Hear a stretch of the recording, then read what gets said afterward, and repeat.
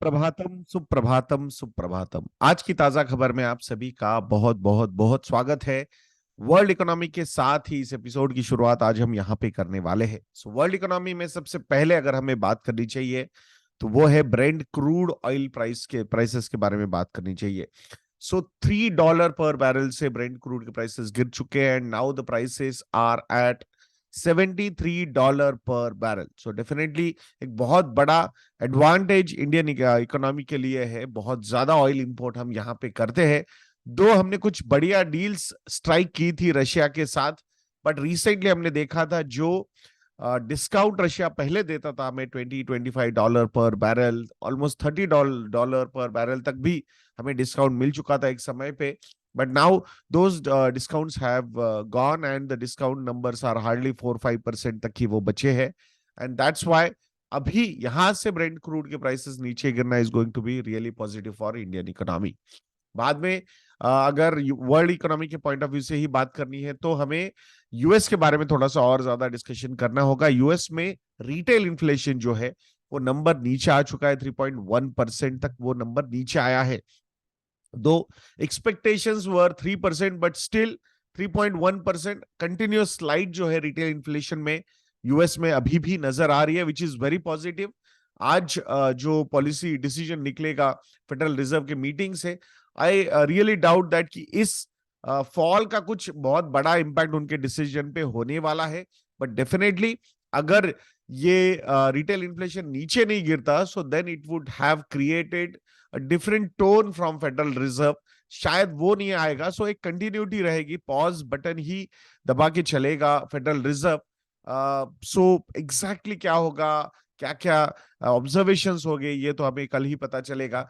But ये retail inflation के numbers नीचे आना is a positive sign for US economy. Positive sign वैसे देखा जाए तो इन्फ्लेशन नंबर नीचे आने का मतलब ये है कि overall economic activity is not doing that well and effectively interest rates will be cut. But हमारे लिए पॉजिटिव ये होता है कि अगर इंटरेस्ट रेट्स नीचे चले जाते हैं then it would be really good for Indian capital markets, specifically equity markets की अगर हम यहाँ पे बात करते हैं तो। So from that perspective, so obviously जब रिटेल इन्फ्लेशन नीचे आया तो उसका इम्पैक्ट 10 ईयर जिसे यील्ड पे होने ही वाला था। That also we have seen yesterday. So currently, the 10-year GSEC yield of US government securities is at 4.2-4.21% के बीच में वो अभी चल रही है। So जहां ये नंबर्स हमने 5% से ज्यादा के ऊपर के देखे थे, now they have gone down to 4.2%. So that's a positive sign. आशा करेंगे कि ऐसा ही ये स्लाइड जो है वो थोड़ा सा चलता रहे।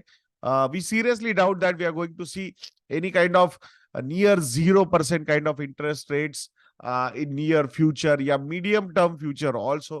So I think they will have to learn to live with little higher interest rates in US. So अब exactly फेडरल रिजर्व कब रेट कट करता है ये तो आने वाला समय ही हमें यहाँ पे बता सकता है। अब वर्ल्ड इकोनॉमी में और एक मार्केट है और एक इकोनॉमी है जिसके बारे में हमने बात करनी चाहिए, वो है जापान की इकोनॉमी। सो जापान इकोनॉमीज नवंबर होलसेल इन्फ्लेशन का जो नंबर है वो काफी नीचे के लेवल तक जा चुका है, 0.30% तक वो नीचे जा चुका है। अगर दिसंबर 2022 या जनवरी 2023 की हम बात करते हैं तो दिस होलसेल प्राइस इन्फ्लेशन जो था वो 10.6% टू 9.6% के लेवल के बीच में था। सो वहां से ये कंटिन्यूअसली स्लाइड होता हुआ यहाँ पे आया है। So I think in a way they wanted to have inflation Japan, but out of control inflation उन्हें नहीं चाहिए था, कंट्रोल्ड इन्फ्लेशन चाहिए था, उन्हें डिफ्लेशन नहीं चाहिए था, थोड़ा बहुत इन्फ्लेशन चाहिए था। So I think on the similar lines they are able to achieve these numbers, ऐसा लग रहा है।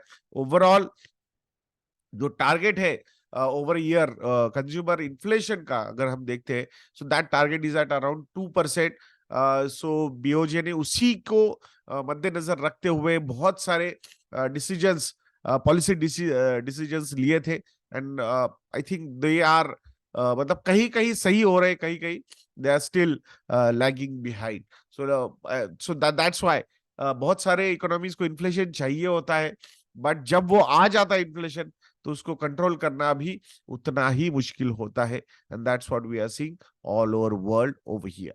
अब नेक्स्ट न्यूज जो है वो चाइना की है। So China says it will step up policy adjustments to spur recovery in 2024।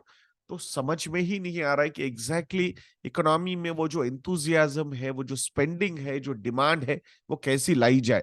Because माना कि आपने न्यूज कंट्रोल कर ली, सारी चीजें कर ली, बट स्टिल एक बार जो कॉन्फिडेंस डैम्पन हो जाता है कंज्यूमर का, तो आई थिंक उसको वापस लाना is going to be very difficult. And specifically जब अच्छा खासा इन्वेस्टमेंट रियल एस्टेट में हो रहा था, अच्छा खासा पॉपुलेशन भी रियल एस्टेट में इन्वेस्टमेंट्स कर रहा था, और वहां पे एक बहुत बड़ा स्लैक हम देख रहे हैं, बहुत सारे नॉन परफॉर्मिंग एसेट्स वहां पे है, बट उसका जो कैस्केडिंग इम्पैक्ट है वो कहीं ना कहीं चाइना ने रोक के रखा है, and that's why we are not seeing big blunders coming out.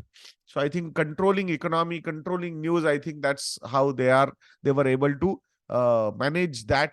But demand का enthusiasm वापस लाना is going to be very difficult. They are trying a lot by giving a lot of packages, this, that, but still the demand, the confidence in spending is not coming up, and that's why they're still trying, and they're saying that even in 2024 also they will keep trying the same thing. अब उसको कितना successfully वो कर पाते हैं ये तो आने वाला समय ही बताएगा, but I think things are not that good जो दिखाने की कोशिश हो रही है चाइना की तरफ से, और जो एक्चुअल है इसमें बहुत ज्यादा डिफरेंस नजर आता है।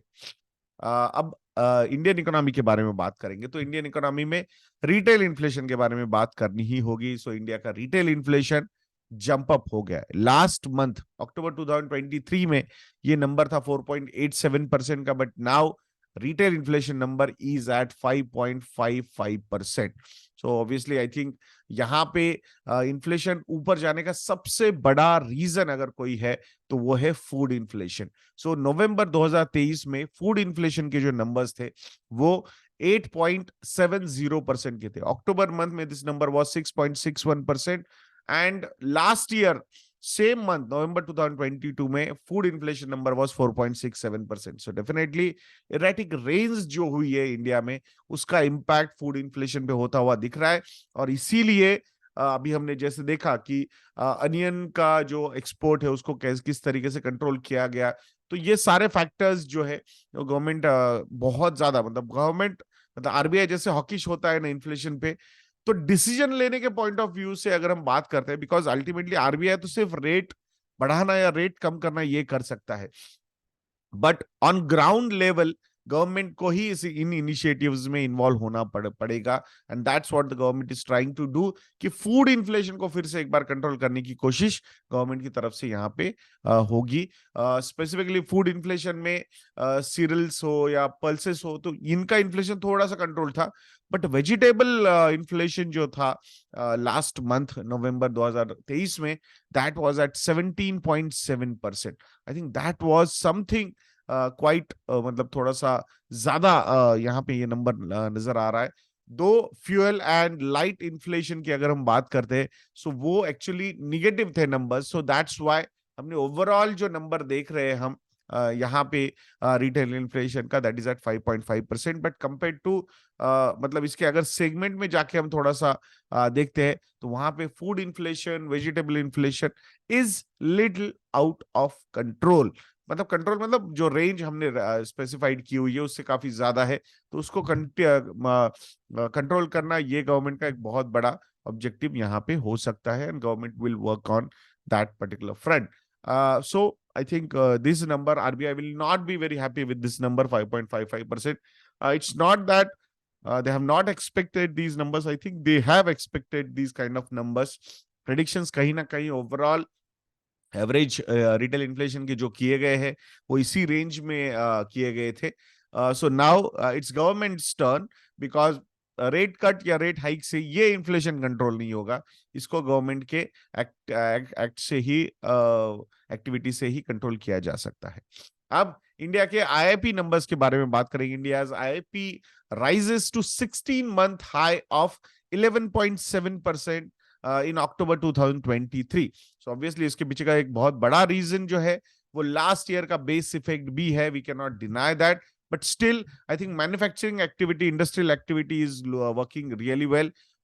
Mining has gone up by 13.1%, manufacturing has gone up by 10.4%, electricity production has gone up by 20.4%, capital goods की अगर हम बात करते हैं तो that particular segment is up by 22.6%, consumer durables की अगर हम बात करते हैं so that number is up by 15.9%. So I think यहाँ पे IIP numbers are looking quite strong. So overall अगर PMI numbers की भी हम यहाँ पे बात करते हैं, so composite PMI, I was reading one number also, so I'll just tell you about that also. So that number is around 56, 57, the composite price purchase managers index, PMI index की जो हम बात करते हैं, so that number is looking at a very good level. So 57, 56, 57% तक, मतलब 50 के ऊपर अगर ये number होता है, it means there is an expansion. So I think all those numbers are looking quite good. So overall काफी thriving kind of activity चल रही है, and it will continue, and we are going to be the fastest growing bigger economy in the world. There is no doubt about that. अब stock specific news या stock market news के बारे में यहाँ पे थोड़ी सी बातें करते हैं दोस्तों. सो मिराई एसेट जो फाइनेंशियल ग्रुप है, साउथ कोरिया का ये ग्रुप है. So they are going to they acquire BNP Paribas का जो शेर खान में जो स्टेक था उसको बाय कर लिया है for 3,000 crore rupees. We have seen that कि Mirae is trying a lot in Indian financial services sector. So now they want to be in broking sector also, and that's why they have acquired BNP Paribas stake in Sher Khan. So Sher Khan वैसे देखा जाएगा तो काफी initial was among the pioneers of India's online broking industry, but अभी currently top 10 में है, but कहीं ना कहीं वो edge to the bigger players earlier जा चुका था उनका, and now with the discount brokers definitely वहां पे अच्छा खासा मार्केट शेयर लॉस हुआ है. So now BNP Paribas is saying कि इंडिया में they do not want to continue in retail business operations. Institutional पे वो फोकस करेंगे, बट रिटेल में उनको ज्यादा इंटरेस्ट नहीं है. सो आई थिंक मतलब एक्विजिशन करने के बाद भी कुछ ज्यादा वो कर नहीं पाए यहाँ पे.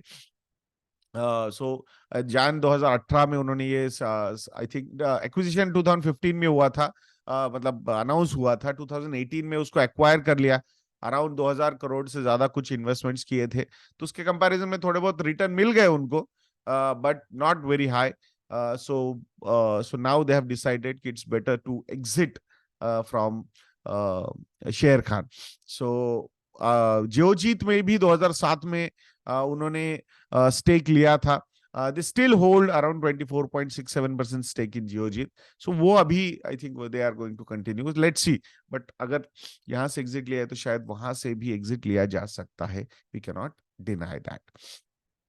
Tata Motors secures first CM VR approval. क्या है CM VR? Central Motor Vehicle Rules approval for its hydrogen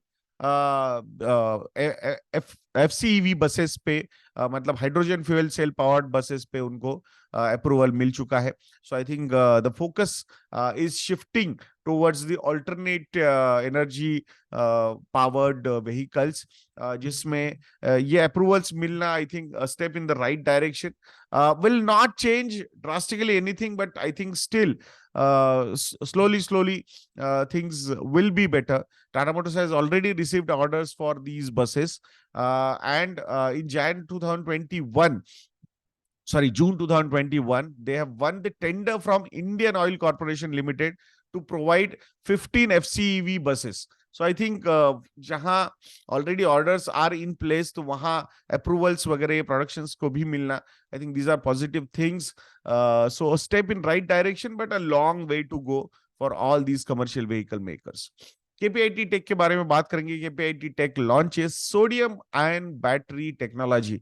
8 साल से 8 years से KPIT Tech was working with research firm ICER Pune for this sodium ion battery.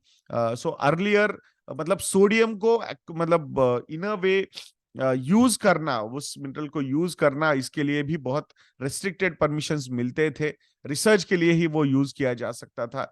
But now I think government has given permission कि lithium ion batteries के लिए alternatives ढूंढने के लिए ये रिसर्च को अच्छा खासा प्रमोट किया गया है। अराउंड 25 to 30% का कॉस्ट रिडक्शन हो सकता है compare to lithium ion batteries in critical, which is critical in electric vehicles. So जो कैपेसिटी रिटेंशन है, 80% का कैपेसिटी रिटेंशन है इस बैटरी का। Around 3000 to 6000 cycles and faster charging. So काफी लंबा, मतलब आप बोल सकते हो 10 से 15 साल तक की भी लाइफ इसकी, मतलब धीरे धीरे उसका चार्जिंग स्पैन कम होता है, मतलब वो जो रनिंग स्पैन, किलोमीटर रेंज कम हो सकती है, बट जो ओवरऑल लॉन्जेविटी है वो काफी अच्छी यहाँ पे नजर आ रही है। सो कहीं ना कहीं लिथियम आयन बैटरीज पे जो इंपोर्ट की डिपेंडेंसी हमारी है वो कम करने के लिए और domestic production sodium ion batteries का बढ़ाने के लिए, I think this is a very good step in right direction. First of all, they will focus more on two-wheeler and three-wheeler and commercial vehicles in this particular battery. Already BYD, ये जो company है China की, उन्होंने इसी sodium ion battery powered cars को Germany में launch किया है। So I think already world has trying to move towards that. तो in that particular sense हमारे तरफ से भी ये मतलब इस टाइप के जो डेवलपमेंट्स हो रहे हैं, these are very good, very positive news for KPIT tech. दो इसको एक्चुअली मतलब नंबर्स में कन्वर्ट होने के लिए थोड़ा सा और ज्यादा समय लग सकता है। इट मींस कि profitability and all those things of that particular company, but news positive है, no doubt about that, right step in right direction. LTTS, L&T technologies wins multi-year engineering services deal from BP, British Petroleum से ये deal उनको मिली है। सो deal का नंबर, financial details अभी तक डिस्क्लोज नहीं हुए हैं। The deal will leverage L&T technology का जो 2 डिकेड से ज्यादा का एक्सपीरियंस है इंजीनियरिंग में, मैन्युफैक्चरिंग सर्विसेज में, डिजिटल एंटरप्राइज डेटा मैनेजमेंट वगैरह। तो ये सारी चीजें यूटिलाइज हो सकती है बीपी की तरफ से, and that too to address their global challenges. So I think from that perspective, let's wait for the numbers to come out. I think it's a positive news for L&T Technology Services. आशा करता हूँ दोस्तों कि आज का episode भी आप लोगों को अच्छा लगा होगा, एंड अगर आप लोगों को लगता है कि हम अच्छा काम करते हैं तो investindia.in को विजिट कीजिए एंड हमारे रिसर्च प्रोडक्ट्स को सब्सक्राइब करना बिल्कुल मत भूलिएगा। If you need any help in portfolio management या फिर इन्वेस्टमेंट एडवाइजरी या फिर investment execution, you can contact our relationship cell. Details are available on our website investindia.in. जरूर कांटेक्ट कीजिएगा, one on one sessions are also available. ऐसे videos के लिए channel पे बने रहिए, वीडियो को लाइक करना, शेयर करना और चैनल को सब्सक्राइब करना बिल्कुल मत भूलना। नेक्स्ट वीडियो में मिलते हैं। जय हिंद।